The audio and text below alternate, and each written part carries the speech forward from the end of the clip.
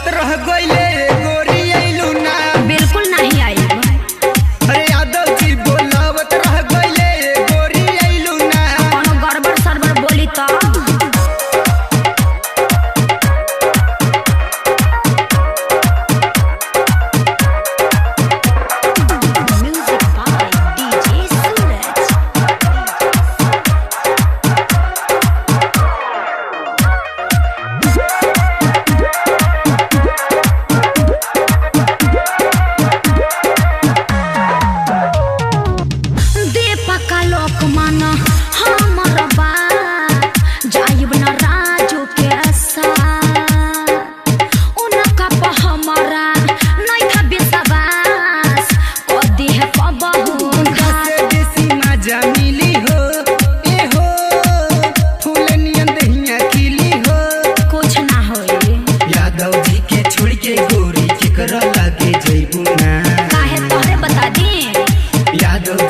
छोड़ के गोरी केकरा लागे जइबू ना। नहीं बताइब।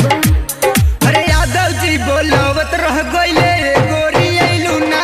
काहे आई बोला। अरे यादव जी बोलावत रह गइले गोरी आइलू ना। सब बुझतानी बड़ी डेंजर बा। अरे यादव जी बोलावत रह गइले गोरी